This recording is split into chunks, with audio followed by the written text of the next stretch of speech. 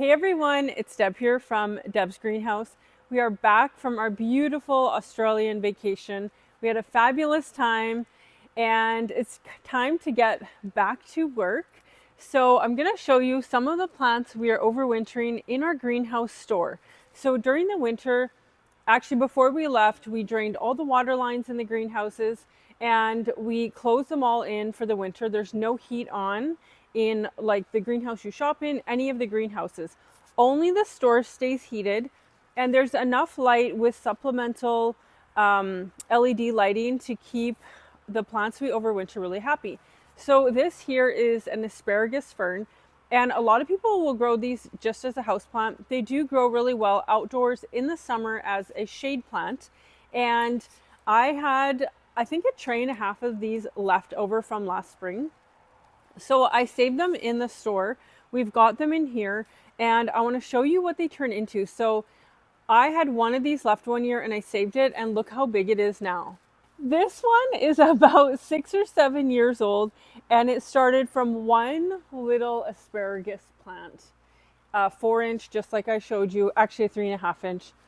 But it is just this beautiful, beautiful plant. I love it so much, and I just keep it in the greenhouse store year round. It's not for sale. It's just sort of my pet plant. And it's easy to keep alive. So it is a fern. Ferns like water. In the winter, in your house, ferns also like light. Where we live here in Alberta, the sun is low in the wintertime. We're not getting intense light. Grow it in full sun in your house, but keep wet feet. So we actually have this in a tray that holds water to keep like a little bit, like maybe a centimeter or two of water to keep these happy, and they look really good. Let's get to the next plant. The next item that we're overwintering are these beautiful golden English ivies. I think they're called Gold Child. What we did is, while I was away, the girls came and planted them into these cute little houseplant pots. Now you can have this in your house without the hanger, or you can have it with the hanger. Depends where you want to put it in your house. They will be sold with the hanger just in case you want to hang it. If you don't, just pop it off. So same thing with the ferns.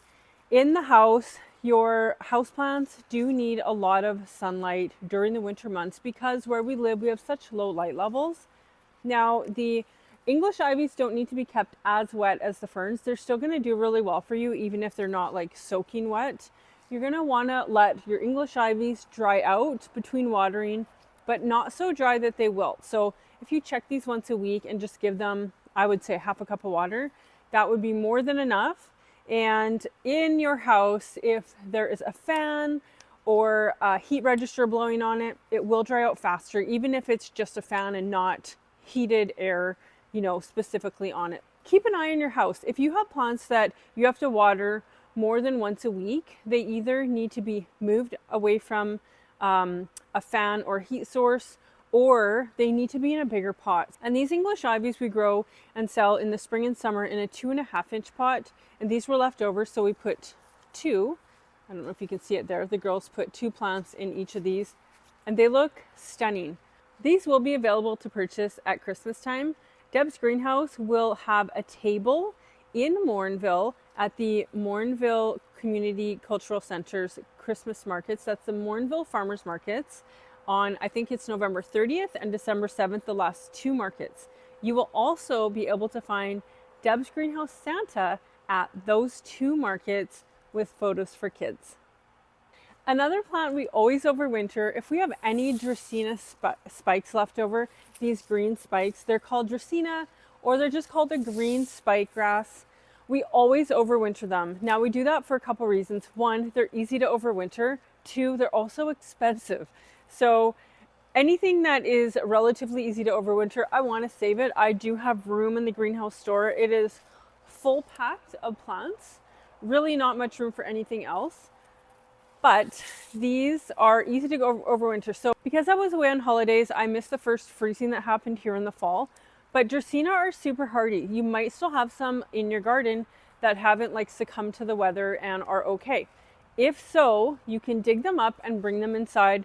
Grow them in a sunny window as a houseplant. It's really important to grow them on the dry side. When it comes to Dracaena spikes, if they're too wet, the core or the middle is where it shoots its leaves out from. If the plant is kept too wet and too soggy, that core will actually rot, and then the plant will just sort of wither away after that. So if you are wintering it, if you've already dug it up and brought it inside, great. And if not, take a look and see if they're still good. Dig it up and bring it in. Then definitely just grow it in a pot.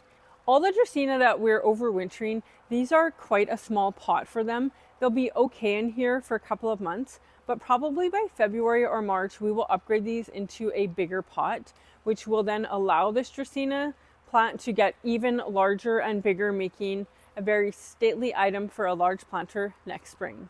Thanks for watching. We're happy to be back home and ready to get the rest of our office work and ordering and website work done. And we'll keep you updated on everything fun that's happening around here. Bye, guys.